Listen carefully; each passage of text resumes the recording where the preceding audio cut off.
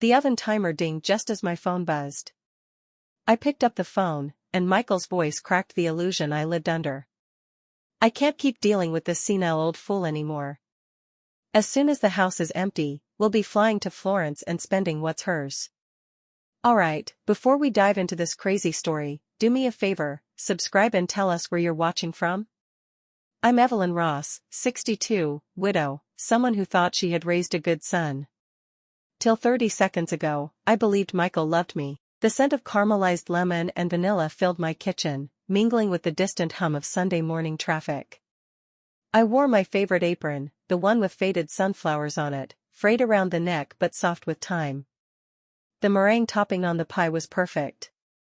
Golden peaks, just a kiss away from toasted. I smiled, satisfied. For Michael. It had always been his favorite, lemon meringue pie. A recipe passed from my mother to me. I made it every birthday, every summer visit, every celebration. I could still see his 7-year-old self licking the spoon with sticky fingers and a toothy grin. I slipped the pie onto the cooling rack and reached for my phone, which had just buzzed on the counter. A voice note. From Michael. My heart lifted a little. Maybe he was confirming tomorrow's lunch plans. Maybe he was finally being sweet again. Maybe. I pressed play. I can't keep dealing with this senile old fool anymore. As soon as the house is empty, we'll be flying to Florence and spending what's hers. There was a pause, then a soft laugh, Elena's. She's so clueless. Just bake her a pie, say the right things, and we'll be out of here with everything. I stood frozen. Not because of the words. But because of the voice. The voice I once rocked to sleep. The voice that used to call me mama in the middle of the night when monsters lived in closets. That same voice now called me a fool. A senile old woman standing in the way of their vacation plans. Their money. Their freedom. The phone slipped slightly in my grip. I clutched it tighter, as if dropping it would make it all less real. The kitchen, warm and glowing with sunlight moments ago, suddenly felt icy cold. The sound of the neighborhood kids playing outside drifted through the open window, but inside, time had stopped. The laughter. The fragrance of pie. The quiet hum of my old refrigerator. All of it muted. I replayed the voice note. Not once. Not twice. 3 times. Each word carved deeper. Not accidental. Not misunderstood. Planned. My knees didn't buckle. My hands didn't shake. I've learned how to handle devastation gracefully. Widowhood teaches you that. It teaches you how to drink tea through grief, how to smile when people offer condolences that sound like small talk. How to survive the slow erosion of trust. But betrayal by your only son? That's a lesson no woman should have to learn. My eyes moved to the family photo on the mantel, Michael at his graduation, Elena beside him. Me in the middle, proud and oblivious. I'd baked a pie today out of love. He was planning my erasure over dessert. I walked, slowly, to the hallway closet. Inside a shoebox labeled winter scarves, I kept a single business card, yellowed around the edges, but the ink still bold. I pulled it out, staring at the name. Lydia Cartwright. Estate law, trusted since 1985.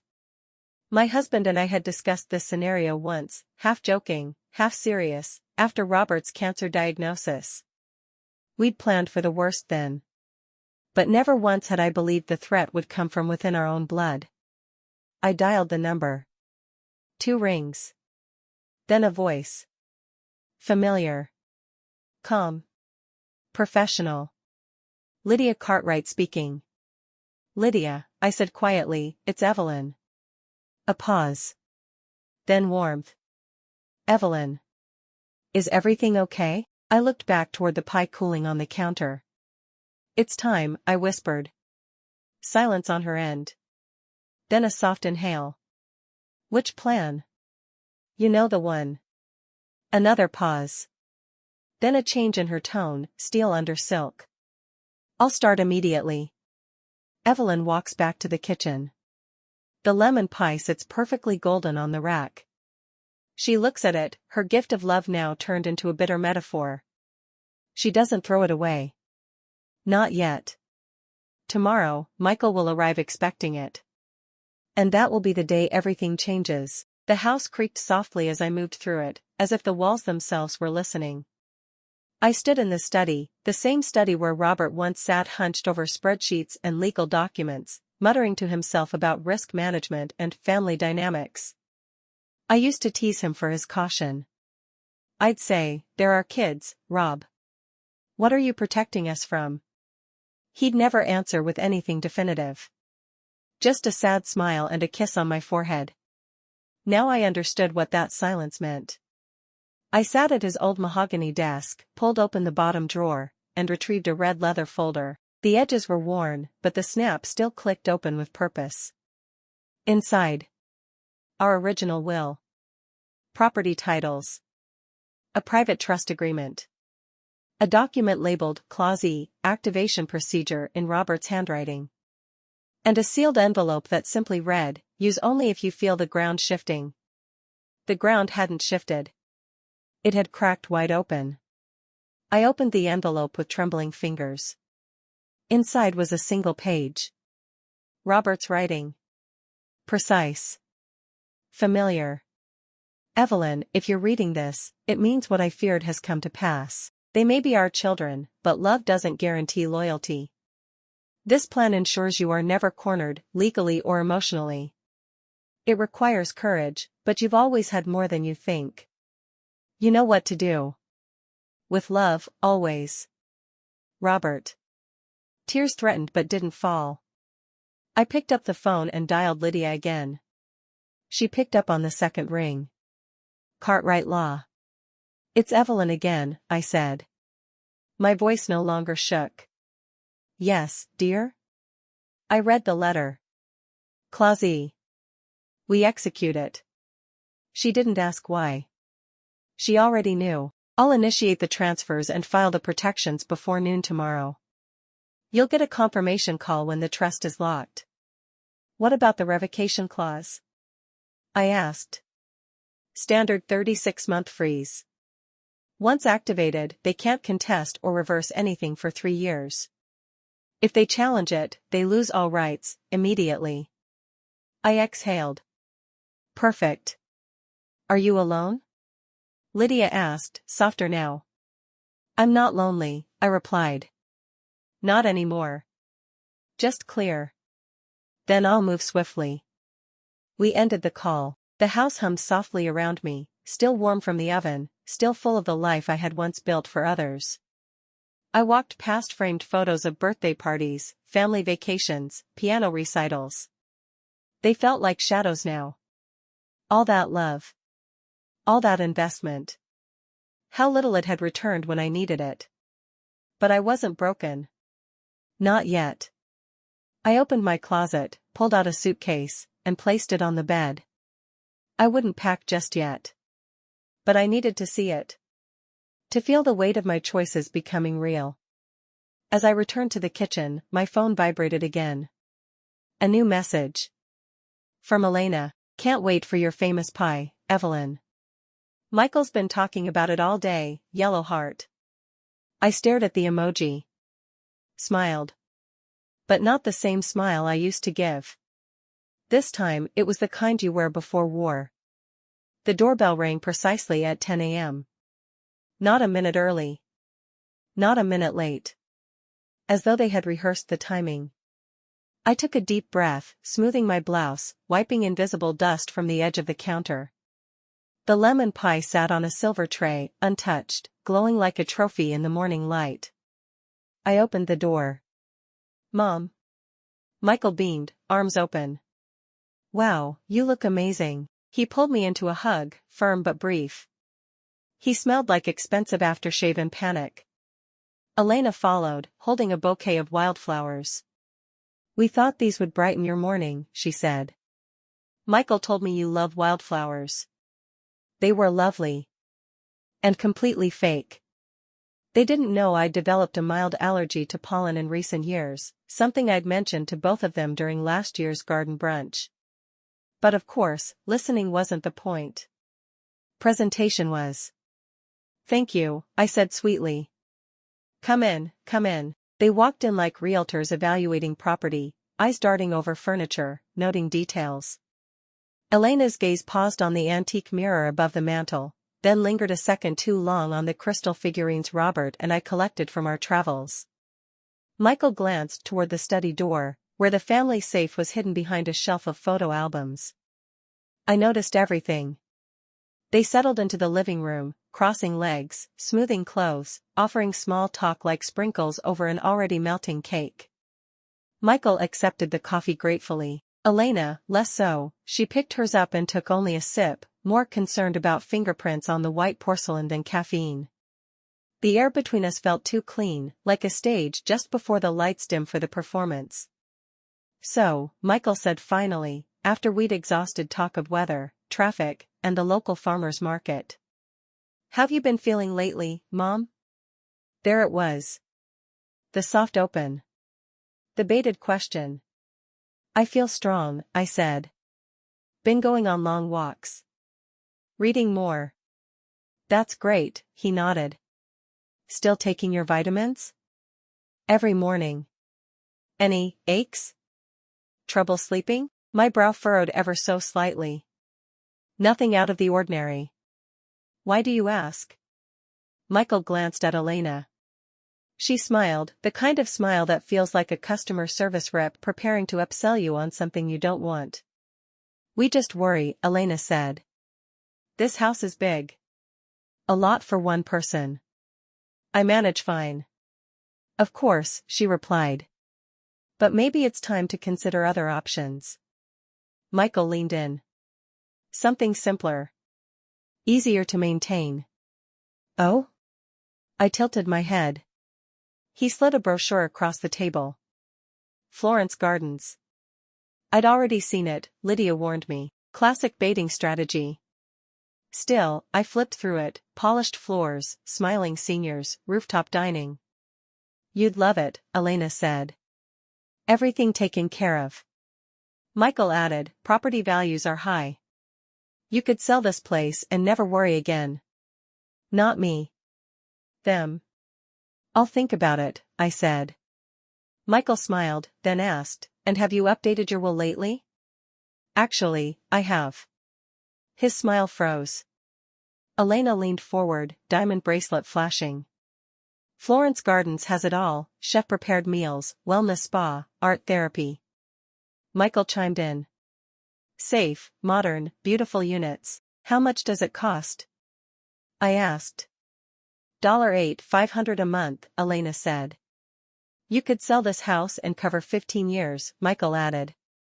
And if I live longer? Pause. Then we'll make sure you're taken care of, Michael said. Families. Robert's words echoed, people change around money. This seems extravagant, I said. You deserve it, Elena said quickly. How generous of you. Michael shifted. We just want what's best. And how does this fit into the estate plans? He hesitated. Well, I said smoothly, if I sell, move, and spend a decade there, what's left for you? They said nothing. You want me to downsize, spend my money, relocate. And keep the will updated. That's not fair, Elena snapped. It's accurate. Michael sighed. We came to help you. I walked to my desk, pulled out a manila envelope, and placed it before them. Here are the updated terms of my estate. Signed this morning. My phone buzzed, Sophie. Michael says you're changing the will? So. They'd been coordinating. Michael opened the envelope carefully. Updated trust agreements.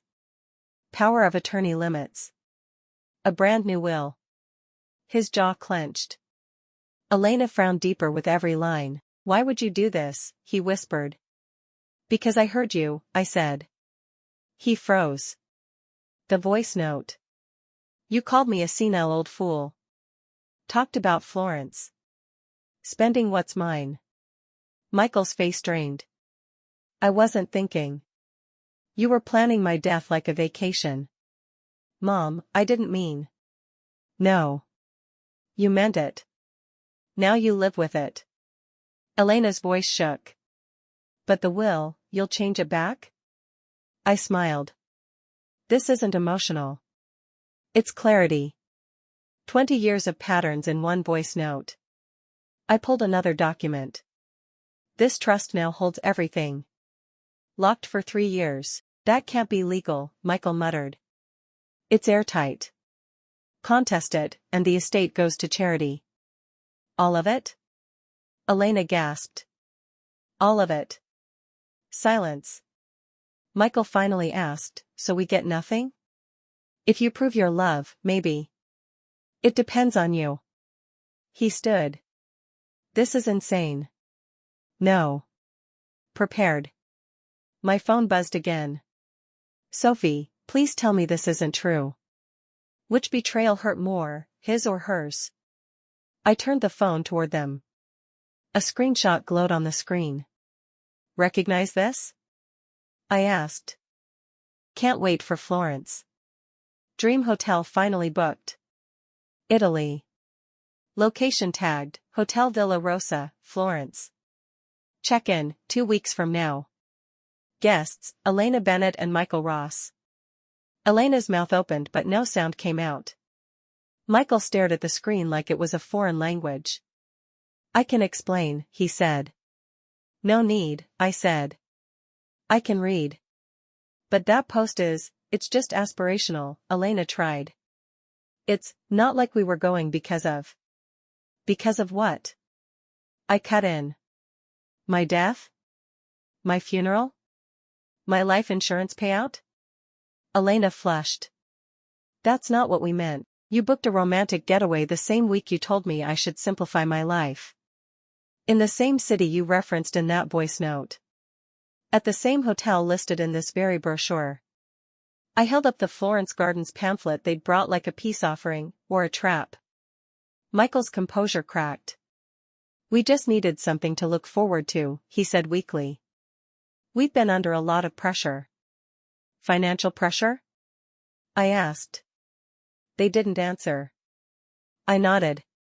That's why you suddenly started caring about my medication, my will, my daily routines. That's why you keep asking if I've fallen lately, if I need help paying bills, if I've thought about estate planning.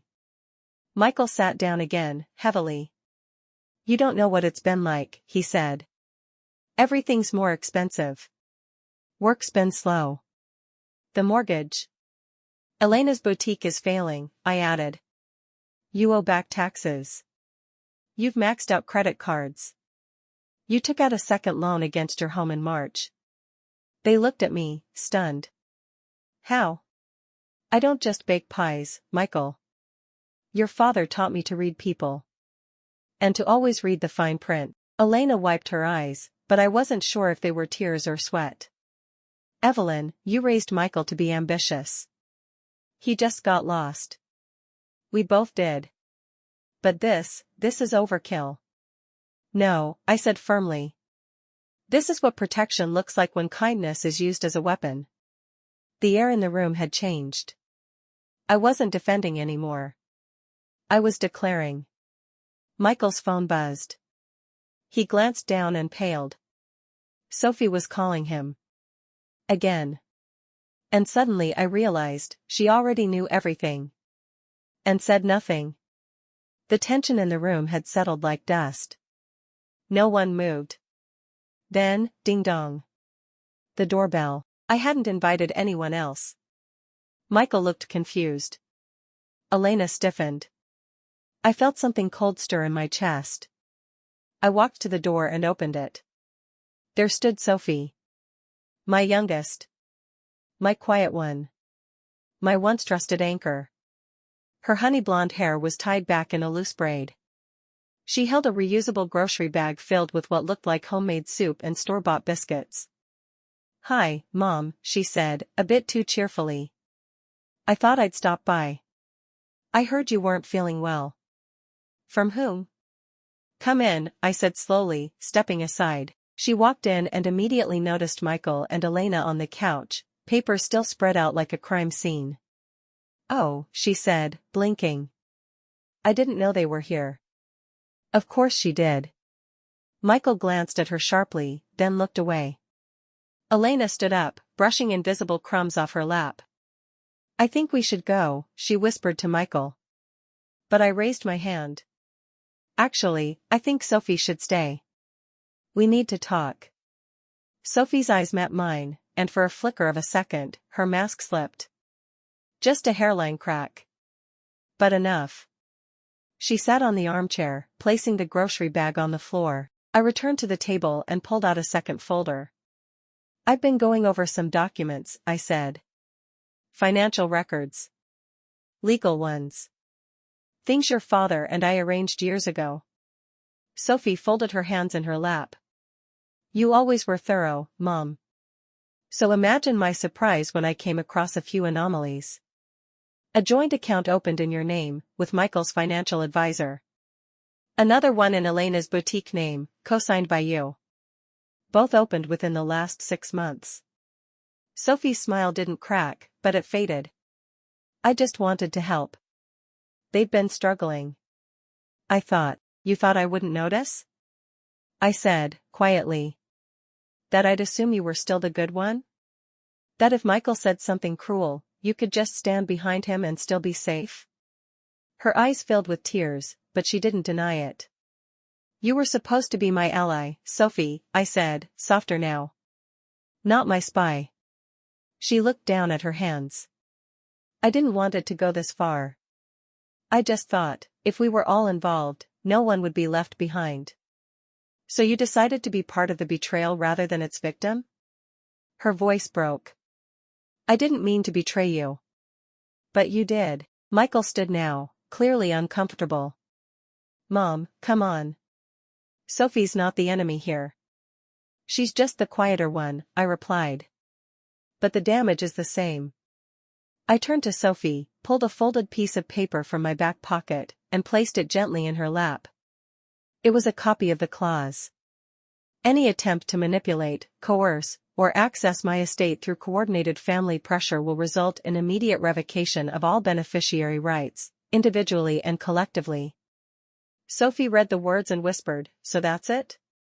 I lose everything? I looked her in the eye. That depends entirely on what you choose next. The room felt like it had no air left.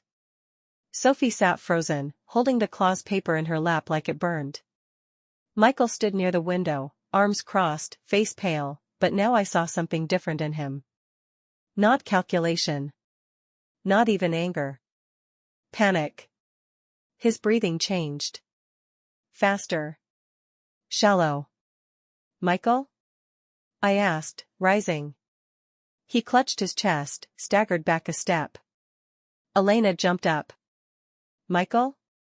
He was sweating now. His complexion had gone from flushed to gray. Hands trembling. Sit down, I said quickly, pulling a chair toward him. He collapsed into it, gasping. Where's your medication? I asked, kneeling beside him. He looked at me like a boy again, my boy. I didn't refill it. I didn't want you to know. Elena, his bag. I snapped. She rushed to it, fumbling. Sophie stood, frozen, not knowing where to move. I found the small orange pill bottle myself, buried beneath a bundle of insurance papers. No refills left. I turned the bottle in my hand, then looked at Michael. You didn't refill because it costs too much? He nodded weakly. And you thought you couldn't ask me? Not after the voicemail, he rasped. Not after all this. Tears pricked at my eyes. Not for sympathy. For the cruel irony. My own son would rather risk a heart attack than ask me for help, because he'd already stolen my trust and couldn't face the truth. Elena knelt beside me. We were desperate, she whispered. Michael's commissions are gone. My business is hanging by a thread. We thought if we could just make sure. She trailed off, the word inheritance hanging unsaid. Sophie sat back down, shaking her head. Michael, I said, holding his hand, you should have come to me with honesty, not entitlement. He looked at me, eyes full of tears. I thought you'd turn away. I would have helped, I said, voice trembling. I always help. But not like this. Not with secrecy or manipulation. He choked on a breath. I'm sorry. Not just for the money, for everything. The voice note. The lie. The guilt, it's eaten me alive. In that moment, I didn't see the greedy man with a brochure and schemes. I saw my son at 8 years old, after breaking the neighbor's window, crying and holding a soccer ball. Still scared. Still waiting for forgiveness. I reached for my phone to call for medical assistance, but it buzzed with a new message before I could dial. From Lydia. Evelyn. You need to see me urgently. There's something Robert put in place we haven't discussed yet. It's time. My pulse spiked. After all this, there was still more.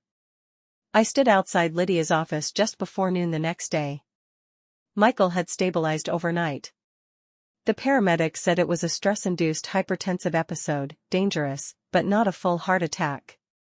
Elena stayed by his side, quieter than I'd ever seen her. Sophie had left that night too. She said she needed time to reflect. But I had barely slept. Lydia's message haunted me. There's something else. Lydia met me at the door. Her office was tidy as always, but the air felt heavier. A thick red file lay open on her desk.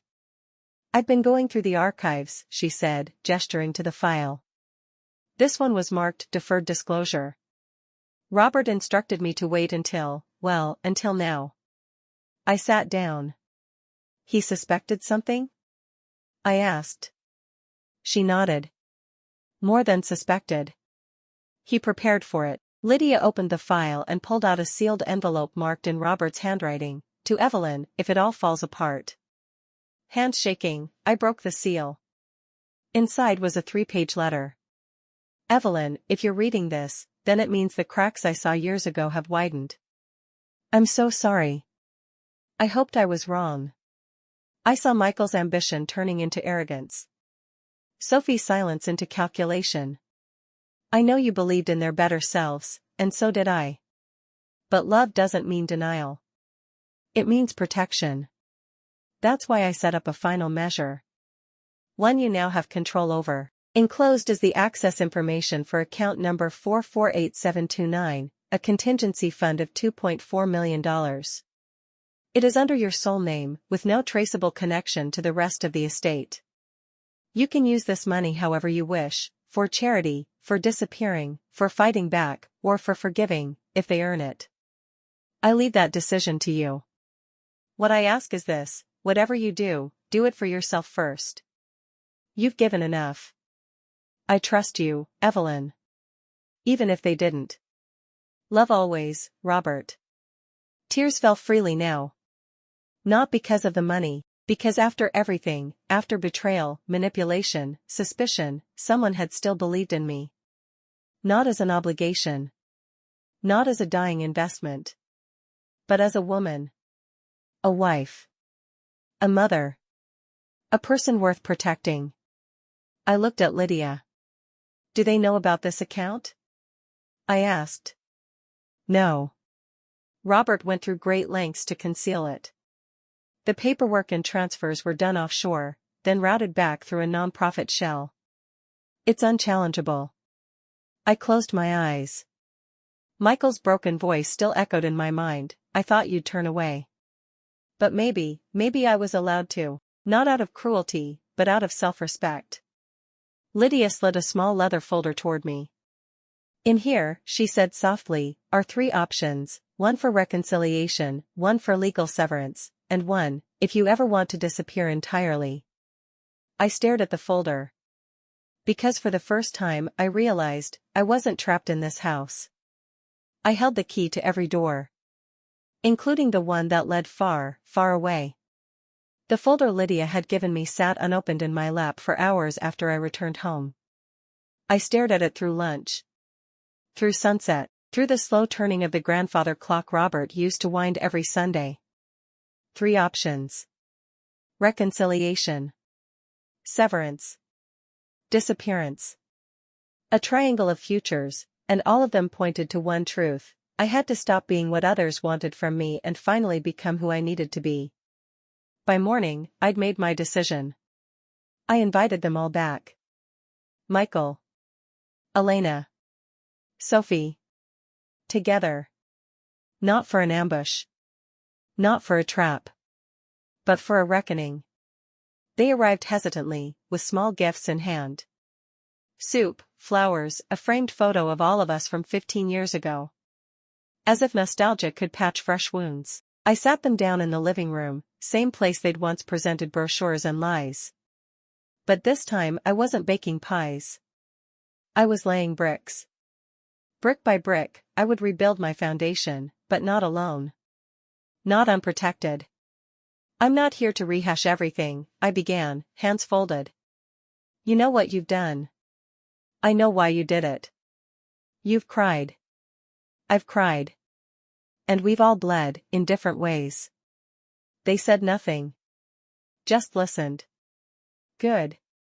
But here's what comes next, I'm not cutting you off, not entirely. That would be easy. Michael looked up. I'm offering you time, I continued, 1 year. 12 months to prove that your concern is about me, not my money. 1 year to visit without an agenda. To call without checking the market. To be children, not clients. Sophie wiped her cheek. And after that? If I believe your love is genuine, then we revisit the conversation. About the will. About trust. About legacy. But until then, nothing changes. The legal protections stay. The clauses remain. The inheritance is frozen. Michael sat forward. And if we fail? Then you've answered your own question. Elena whispered, that's fair. No, I corrected, it's not fair. But it's what I have left to offer. I walked to the side table and pulled out a stack of index cards, each one handwritten. One for each of them. Sophie's read, no more accounts. No financial advisors. No suggestions. Just your presence. Michael's, check-ins are welcome. Checklists are not. Listen more. Speak softly. Earn my trust back, 1 word at a time. Elena's, you're not my enemy. But you are on probation. Win me over, genuinely, or walk away gracefully. They each read theirs in silence. I'm not asking for perfection, I said. I'm asking for effort. For decency, for the kind of love I gave you your whole lives. Michael looked up, voice breaking. I'll do better. I swear it. Sophie reached across and held my hand. So will I. Even Elena nodded, subdued. They stood to leave, slowly, cautiously, as if stepping off a tightrope. And just before he walked out the door, Michael turned and asked, Mom, is there anything you want? Anything you need? It was the first time he'd asked that question in years. And for once, I didn't cry. I smiled. Yes, I said. To be seen. A week passed. They tried. Michael sent morning texts, no money talk, no guilt, just how are you, Mom? Simple. Unloaded. Sophie stopped by unannounced once, just to sit and drink tea. Even Elena sent a recipe for a lavender cake she thought I'd like. And I appreciated the gestures. But trust is a slow climb up a cliff you fell from. Lydia called me back to the office. Her voice was steady, but the subtext wasn't. Evelyn, we missed something, she said. Back in her office, the file this time was navy blue, leather-bound, and thicker than before. It was buried deep in your husband's secondary trust paperwork, she said, marked with a code that didn't match the others. We assumed it was expired. I sat down. She opened it. Inside, a power of attorney application. Filed. Approved. 3 months ago. I frowned. Impossible. I haven't signed anything. You didn't.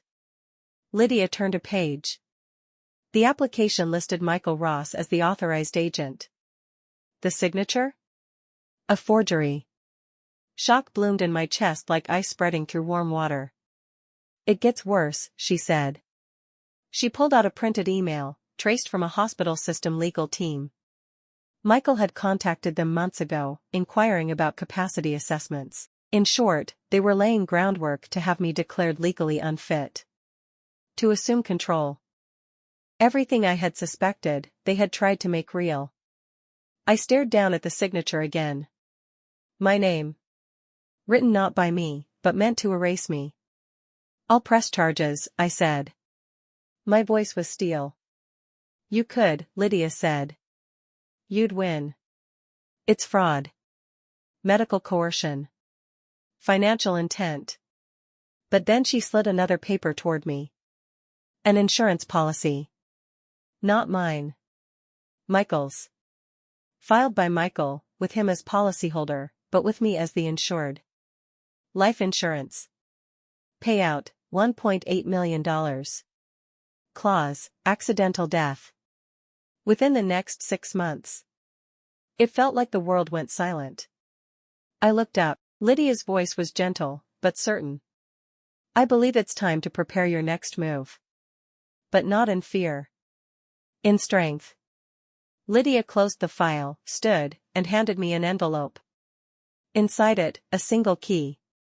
To the off-site storage Robert set up. "There's something there," she said. "Something he left only for you." I held the key tightly in my fist. Because suddenly, I wasn't just protecting what remained of my life. I was fighting to survive it. The building was quiet. Lydia's conference room sat at the end of the hallway like a courtroom in disguise, bookshelves like jurors, old framed law degrees like verdicts waiting to be declared. I sat at the head of the table. They arrived one by one. Michael first, with a polite nod and swollen eyes. Then Elena, tense, overly composed. Then Sophie, who looked like she hadn't slept. They saw the thick folder already placed in front of me, and they knew. No more guessing. No more stalling. Lydia joined us last. She wore a steel gray blazer and a tone to match. "This isn't an interrogation," she began. "It's an opportunity for accountability." She opened the folder. Item by item. She laid them out like evidence bags at a crime scene. The forged power of attorney. The hospital email thread. The life insurance policy. The recorded voicemail. The Florence booking confirmation. Financial transfers between Sophie and Michael's advisor. Every page stacked the truth higher and higher until denial no longer had room to breathe. Michael looked crushed. Elena looked exposed. Sophie looked like she wanted to disappear. "Is any of this false?" Lydia asked. No one spoke. "Michael," I said gently, "why?"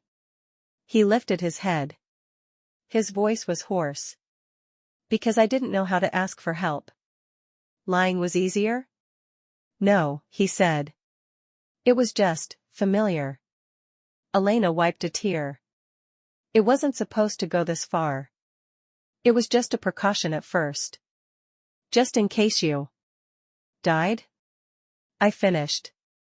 Sophie cleared her throat, eyes glassy. "I thought, if I didn't stop them, at least I'd get to manage the damage." Lydia leaned in. "I'll be candid," she said. "If Evelyn presses charges, there are legal grounds for fraud, elder abuse, and conspiracy. You're lucky she's even allowing this meeting." Michael's head dropped into his hands. "I don't care about the money anymore," he said. "I just don't want to lose my mother." I watched him cry. Part of me wanted to hold him. The other part remembered the signature he'd faked. The policy he'd filed. The note I wasn't meant to hear. So I stayed still. Because forgiveness is a door only opened by those who knocked first with honesty. I took a deep breath and stood, sliding a final sheet across the table. Robert's handwriting. They will reveal themselves in crisis. That's when you decide, do you protect what you love, or who you are? I looked at them. All I want now, I said, is to be able to answer that question without hesitation. And the choice would be mine. Not theirs. The key Lydia had given me was plain brass. No markings. She had found it tucked between the final pages of Robert's legal documents. No label. Just an address in his handwriting, Whitaker and Company. Storage, Unit 17D. The next morning, I drove there alone.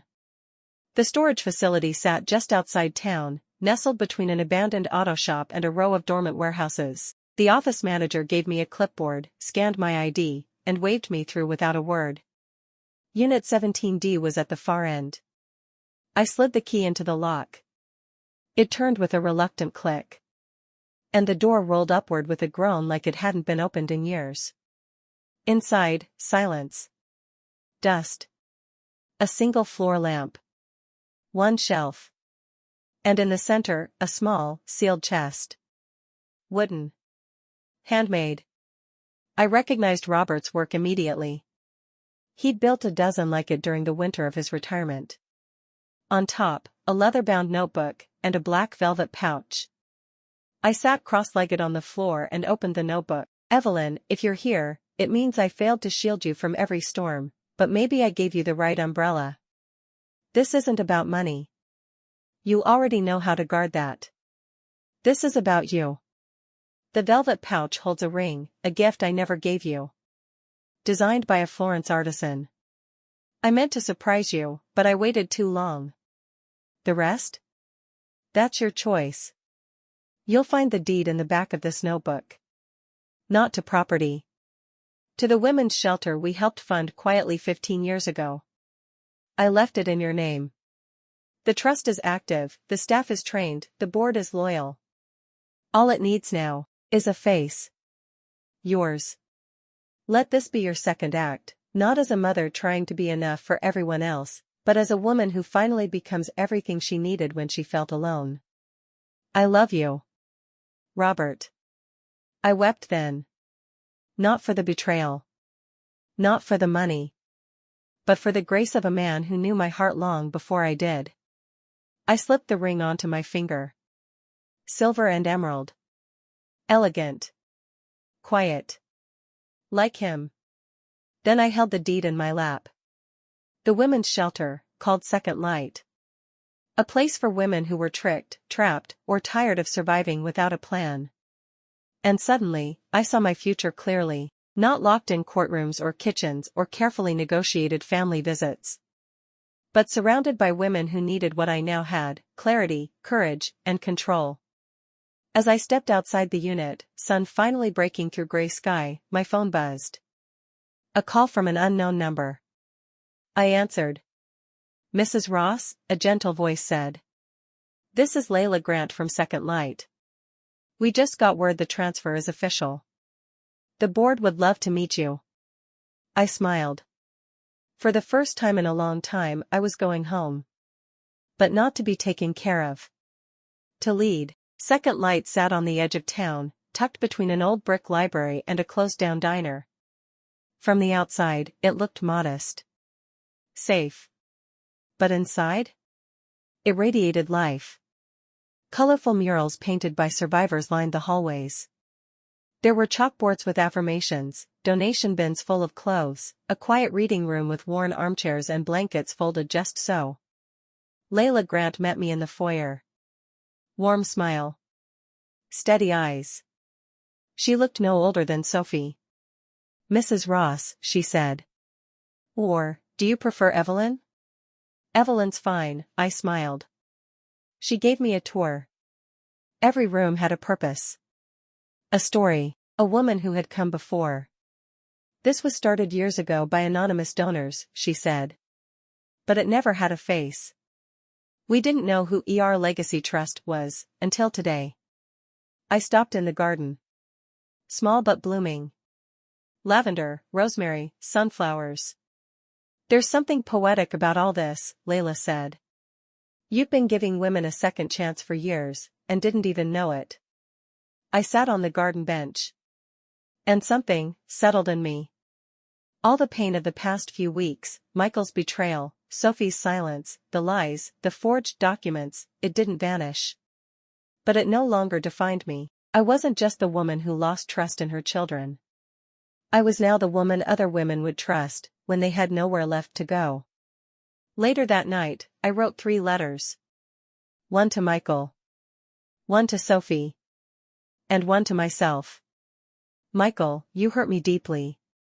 But I see now, you were hurting too. That does not excuse you. But it helps me understand you. If you truly want to rebuild this, I will meet you halfway. But I won't take a single step more than that. Sophie, your silence was louder than his lies. But I know what silence costs. I hope one day you raise your voice, for the right things. Evelyn, you are no longer waiting for permission. No longer defined by legacy, or motherhood, or memory. You are your own light. Second. Final. Eternal. I sealed them, one by one. That night, I opened the safe Lydia had updated with the revised estate plan. Inside was the new will. Signed. Stamped. And still blank where it asked for final beneficiaries. I picked up the pen. Because the next name I would write, would earn it. The morning air carried the scent of rosemary and cool wind. I stood by the window, holding my tea, watching the first light spill over the backyard like gold on velvet. It was quiet. But not lonely. Not anymore.